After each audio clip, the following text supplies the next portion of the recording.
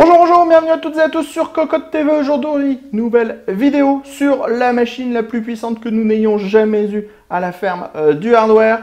Une machine qui est équipée du tout nouveau processeur Intel Xeon W3075X, un monstre de puissance avec 28 corps, 56 threads, 38,5 émo de cache L3. Le tout fonctionne à 3,1 GHz de base, 3,8 GHz en mode turbo sur les 28 corps et sur les 56 threads. Le tarif, 3000 $ pour le processeur. Imaginez le reste des composants pour la machine. On est sur une machine qui vaut aux alentours des 8000 € chez nous. On pourra mettre 192 Go de RAM si on a envie. Plein de cartes graphiques. On a opté pour une RTX 2080 Ti. Sachez que le processeur a un TDP de 255 watts, ce qui est absolument énorme. Il utilise un très gros waterblock EK dans notre configuration que vous allez pouvoir découvrir très prochainement en vidéo. Et par exemple, juste comme ça, sachez que la machine, juste en test sous Cinebench, elle consomme pas loin de 520 watts. Sur ce, on se donne rendez-vous tout de suite, maintenant, pour découvrir cette machine.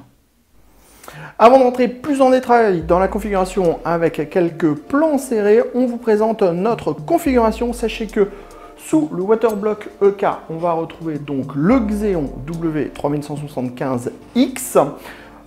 Le tout est refroidi par un radiateur qui intègre sa propre pompe en 360 mm avec extraction par le dessus du boîtier. Ensuite, on va voir la carte mère absolument gigantesque de chez Gigabyte, une AX C621 avec 12 banques pour la DDR4. Ici, on est sur 6 x 8 Go de DDR4 en 2666 MHz. On le voit dans le haut, on a un énorme radiateur avec 4 ventilateurs de 40 mm. Ça, c'est pour pouvoir dissiper la chaleur des phases d'alimentation.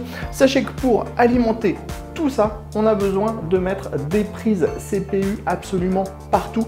On a 2 prises CPU 8 pins, 2 prises PCI Express 6 pins. On vient alimenter aussi ici avec du 6 pins. Vous le voyez ici, on a plusieurs ports PCI Express pour intégrer plein de cartes graphiques. Et là, on a un énorme radiateur au-dessus du chipset. On retrouve également ici une GTX RTX 2080 Ti qui permettra d'avoir des bonnes performances en 3D, tout en sachant que le Xenon proposera tout simplement les meilleures performances sur tout ce qui est application 2D, 3D, avec 28 corps et 56 threads, aucun problème de ce côté-là.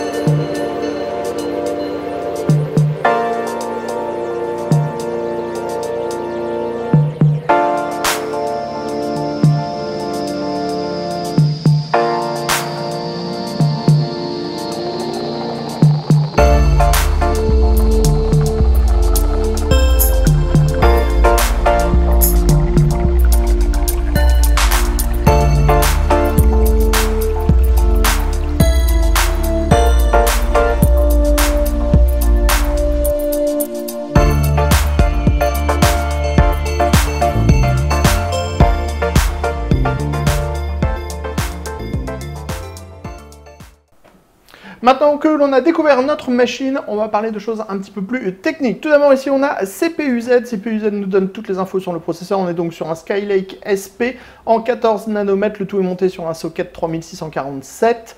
On a 0,7 volts au repos. Le processeur est donc le W375X. Sachez que ce dernier intègre 38,5 émo de cache L3. On a 28 corps et 56 threads. Les 28 corps et 56 threads, vous les retrouvez ici, sous la fenêtre d'occupation de Windows. Vous allez voir, on va faire un bench, tout simplement Cinebench R15. Vous allez voir, ça va être très rapide car les 56 corps vont se mettre en route en même temps.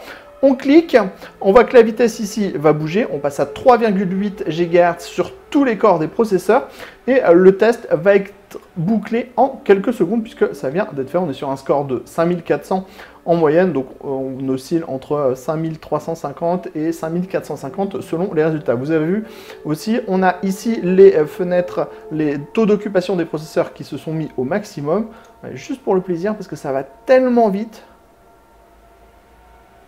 que c'est juste absolument génial de faire tourner ce bench sur un tel processeur.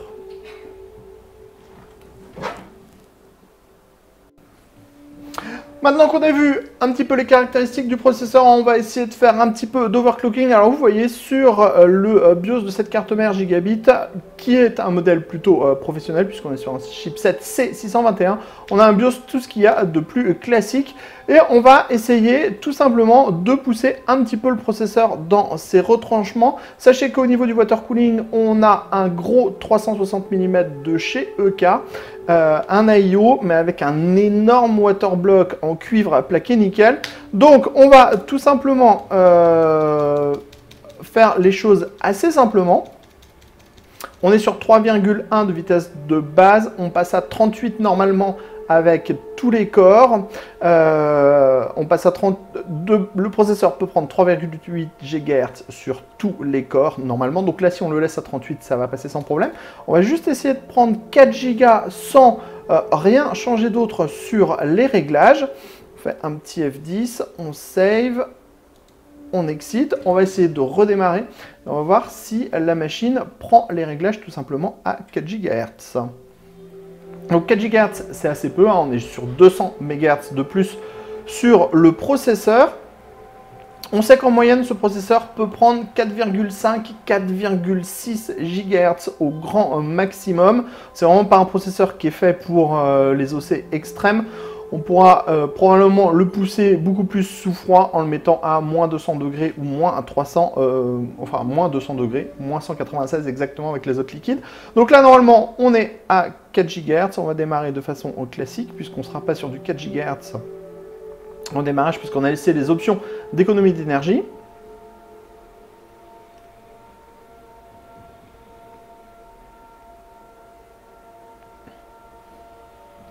Voilà. On va lancer CPU-Z. On va relancer les 36 corps dans le Task Manager. Donc, on a de 10 à 40 au niveau du coefficient multiplicateur. On voit déjà que là, on passe à 3,89. Donc, on est plutôt dans la bonne tranche. On reprend Cinebench, R15. Hop, et on lance sur tous les corps. On a toujours nos 56 threads. On est à 4 GHz ici, 4 GHz là. On était sur un score de 5413 points avant. Et on passe maintenant à un score de 5703 points. Allez, on se lance, on continue. On relance tout simplement. On va essayer de prendre 4,2 GHz sur ce processeur.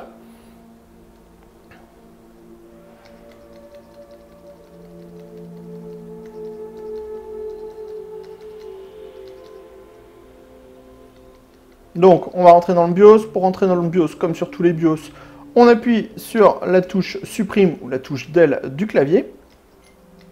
Voilà, on a eu le petit bip qui nous dit que la machine est en train de booter.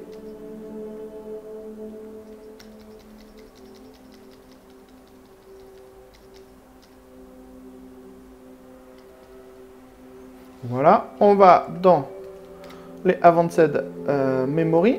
On va mettre 42 en ratio. On va mettre un petit peu plus de voltage sur le processeur en lui-même. Alors, on découvre le BIOS en même temps que vous. Hein. Vous avez vu tous les turbo ratios qu'il y a pour les 28 corps. C'est juste démentiel de voir ça, en fait, dans une carte mère. Le corps limite, hop, ça c'est pour plus avoir de limitation au niveau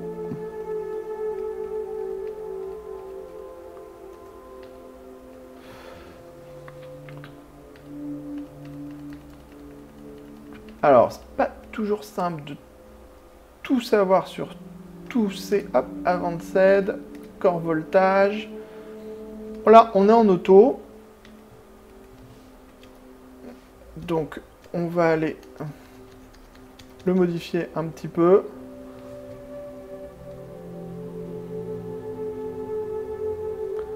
On rentre la valeur. Ça va se faire au fur et à mesure. On va lui mettre 1 volt ou 2, ce qui sera pas trop, pas dangereux en tout cas pour le processeur.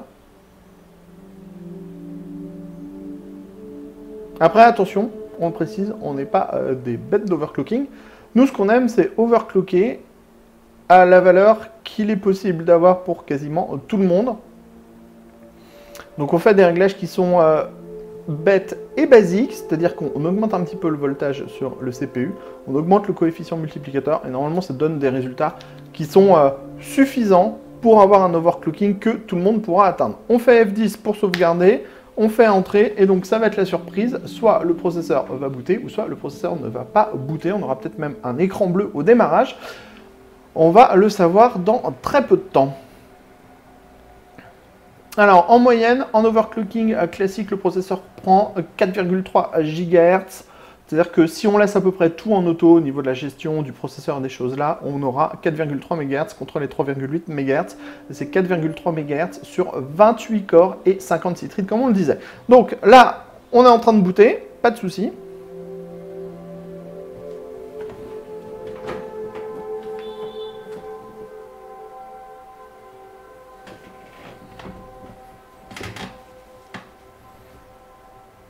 Voilà, on va arriver sous Windows. On relance notre CPU Z. On relance notre Task Manager, le share up, performance. On passe ici. On a le coefficient multiplicateur qui est maintenant marqué de 10 à 42, donc pour 4,2 GHz sur le processeur. Et on va relancer un petit Cinebench R15.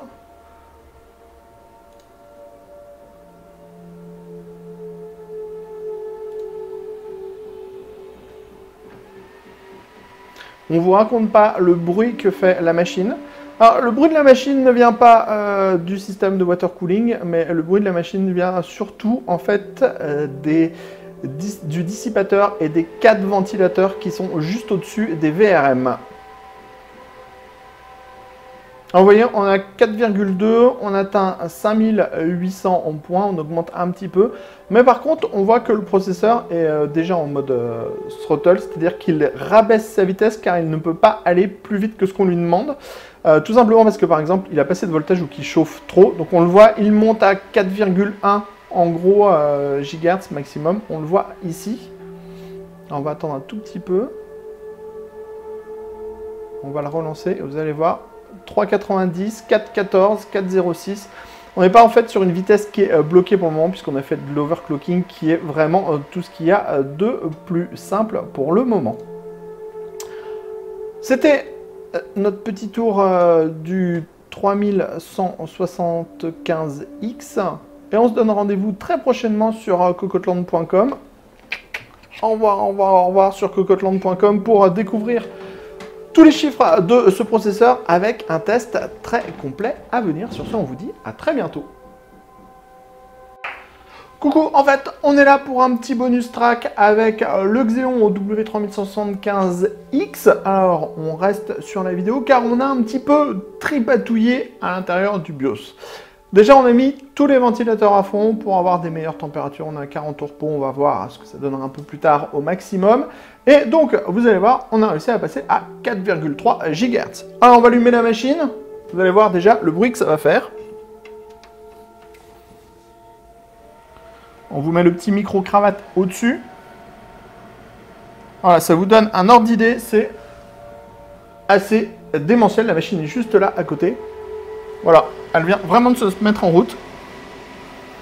On est sur quelque chose de absolument énorme au niveau du bruit. Alors, on a réussi, en augmentant encore un petit peu plus le voltage sur le processeur, en augmentant les limites d'ampérage du processeur, on a réussi à prendre 4,3 GHz. On va vous montrer ça tout de suite. On va essayer de prendre 4,4 juste après. Donc 4,3, on passe à un score de 6112 points sous Cinebench, ce qui commence à être un score plus que conséquent. Alors, on lance nos petits logiciels rapidement.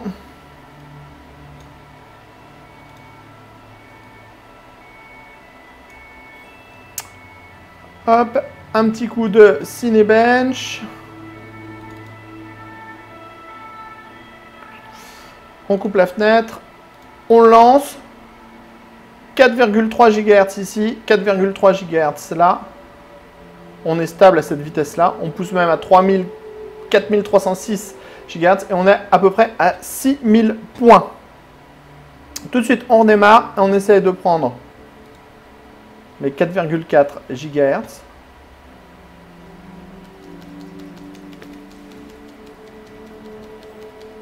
Petit reboot.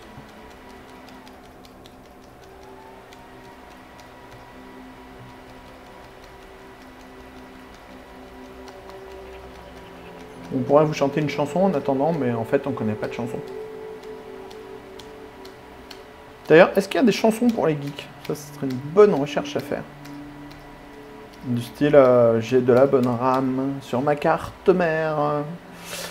Alors, on va faire simple. On va mettre 44 ici. Comme on vous le disait, on a été tripatouillé là-dedans. On a 1,3 V.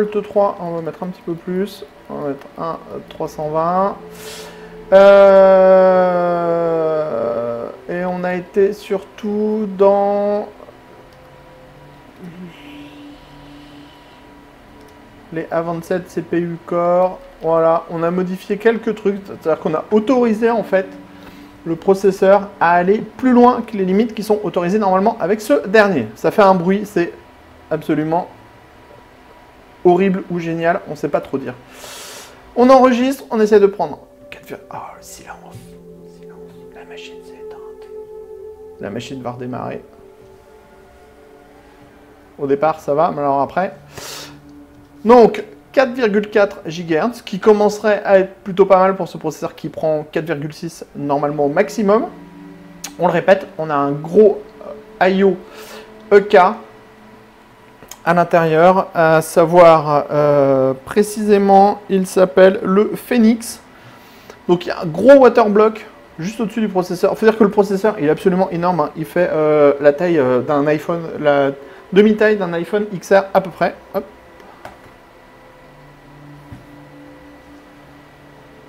Donc 4,4. Déjà on a le boot, ce qui est déjà pas mal.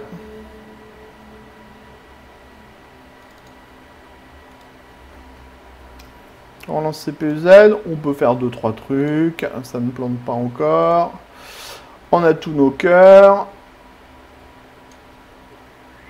Cinebench. Hop. Allez, on lance sur tous les corps en même temps. Déjà, ça passe.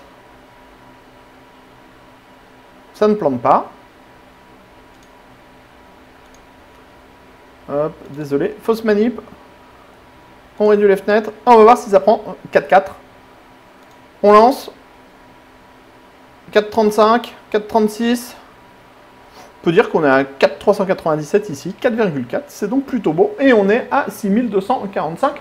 Score CPU. Sur ce, on va arrêter là, parce qu'on n'a pas envie de casser ce beau processeur à 3000 $. Et on vous dit à bientôt sur Cocotte TV pour nos vidéos, puis sur cocotteland.com pour tous les tests de matos, de boîtiers, de SSD, de processeurs, de cartes graphiques, de RAM, absolument tout. Sur ce, on vous dit à bientôt.